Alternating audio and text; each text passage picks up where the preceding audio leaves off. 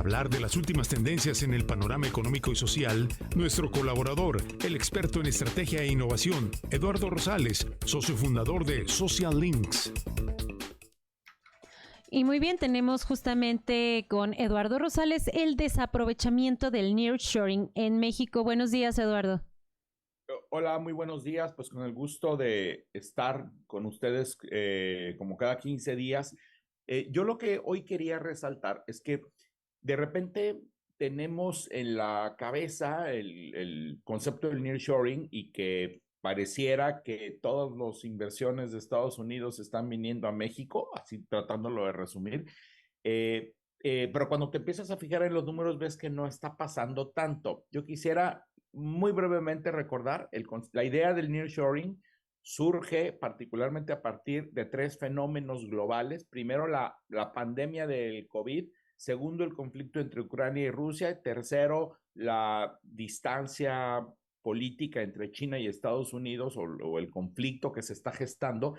Y eso hace que los grandes centros de consumo, como son Europa, Asia y Estados Unidos, o Norteamérica en lo general, incluso incluyendo a México, piensen en cómo hacerle para relocalizar a sus empresas o a sus proveedores a lugares más cercanos que los que tenían antes. Ese es el concepto general. En el caso de México, perteneciente a la región de Norteamérica, lo que el nearshoring significa es que las grandes empresas estadounidenses de consumo estadounidense, junto con el consumo de México y de Canadá, estén pensando en relocalizar, en atraer que sus proveedores no estén tan lejos como estaban antes o que sus plantas no estén tan lejos como estaban antes y pensar en invertir de este lado del planeta, por decirlo de alguna forma.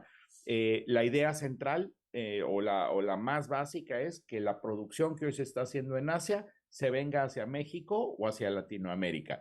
Es una oportunidad única en una generación, o sea, hace 30 años no estaba, dentro de 30 años no va a estar esa oportunidad. Es una oportunidad única para México para cambiar o multiplicar los bienes que se han tenido gracias al comercio internacional. México es de los pocos países a los que le ha ido muy bien con la globalización. O sea, si tú ves los números hoy con los números hace 30 años, aunque haya quienes tengan otros datos, pero los datos son muy claros: disminuimos pobreza, aumentamos en muchísimos sentidos. El problema es que solo una parte del país lo hizo, no todo el país, pero eso es otro asunto. Entonces, a México le fue bien con la globalización, viene una nueva época y tenemos que aprovecharla para volver a seguir siendo los ganadores. Mi preocupación, Samantha, es que no lo estamos haciendo, que si tú te empiezas a meter a los números, ha habido una gran cantidad de inversión extranjera en México, sí,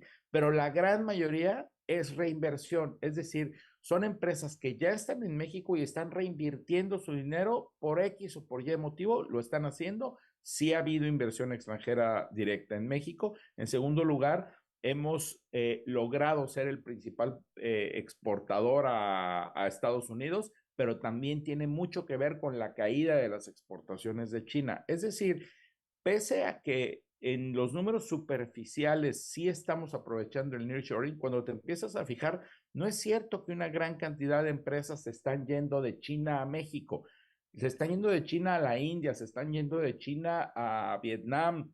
Algo se está viniendo a México, pero no como podría estarse viniendo. Y no está ocurriendo particularmente por cuatro factores: porque no tenemos la suficiente energía para que muchas de esas inversiones se vengan, porque no tenemos la suficiente agua para que esas inversiones se vengan, por la inseguridad que ha hecho que sea un factor muy importante en la toma de decisiones por parte de las empresas, la inseguridad que hay en las carreteras y la inseguridad que hay en las ciudades. Y en cuarto lugar, por la incertidumbre que hoy tenemos por cuestiones políticas.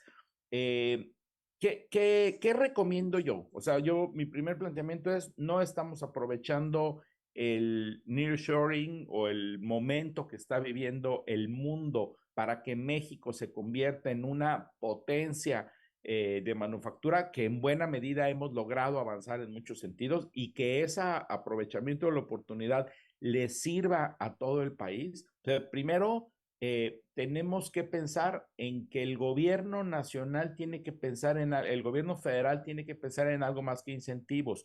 Ha habido buenas medidas de la Secretaría de Economía, te podría decir, pero que no bastan. Hay que pensar en una estrategia mucho más completa que incluya cómo le vamos a hacer en los temas que te dije, particularmente energía, agua e inseguridad. ¿Cómo le vamos a hacer para resolver esos temas y no solamente incentivos?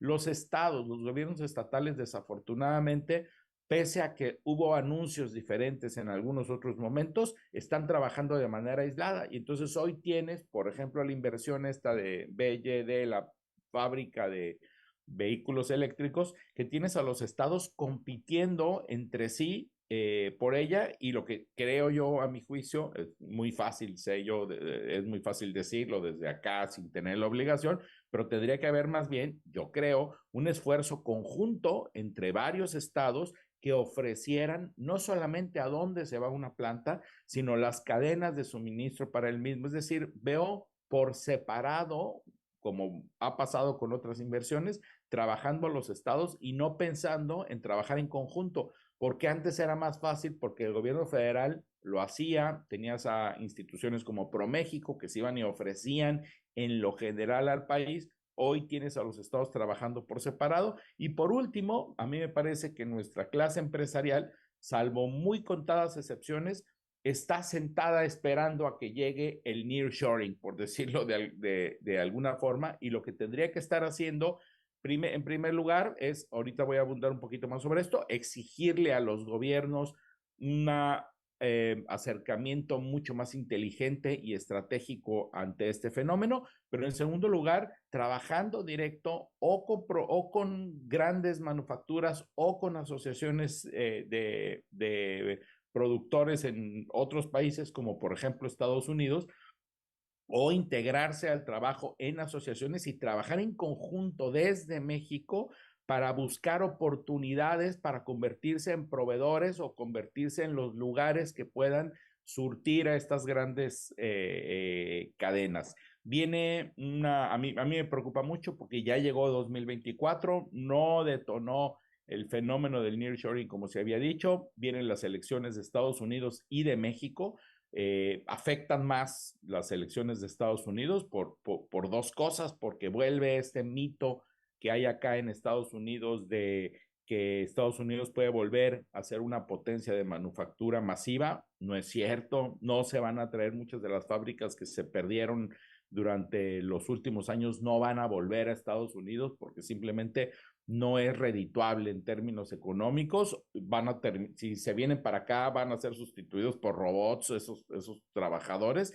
Y en segundo lugar, el fantasma de China. El fantasma de China, justo ahorita hablabas tú del tema de los aranceles al acero, que México está teniendo que reaccionar ante los temores de los Estados Unidos. Está bien que se haga y está bien que se vigile que las cosas que dicen hecho en México sí sean hechas en México, pero veo una cuestión mucho más reactiva y con temor. Y si ante uno de los escenarios probables es el triunfo del Partido Republicano de Donald Trump, el fenómeno va a entrar a un momento de incertidumbre muy fuerte, al menos en los primeros años. Entonces me parece que estamos en los últimos meses que podrían aprovecharse y no veo la estrategia que se esté haciendo. Creo que tenemos que, quienes estamos en el sector privado, tenemos que actuar mucho más estratégicamente, directamente con quienes requerirían los servicios o los espacios o el talento mexicano,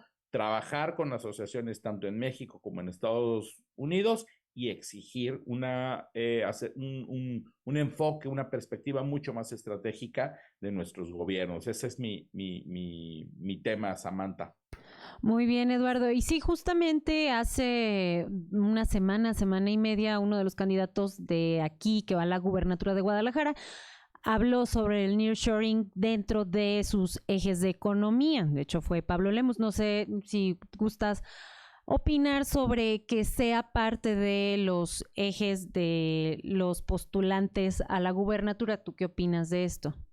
Yo creo que está muy bien, pero insisto, durante algún tiempo, ya que estamos hablando del caso Jalisco, se habló de que toda la región occidente, Bajío, iba a crear incluso una oficina que se llamaba Invest MX, según yo, para atraer en conjunto, y entonces tú les ofrecías Jalisco y les ofrecías Aguascalientes y les ofrecías Guanajuato y les ofrecías Querétaro de una manera conjunta. Ese es un acercamiento mucho más inteligente. Les ofreces la entrada del puerto de Manzanillo, les ofreces el corredor automotriz que hay entre Aguascalientes y León, les ofreces las características que tiene Guadalajara en muchos sentidos, les ofreces Querétaro y su línea con México, Nuevo Laredo, pero pues veo esfuerzos aislados. Entonces, yo no sé, yo creo que sí los gobernadores, o el próximo gobernador o gobernadora de Jalisco tendrá que tener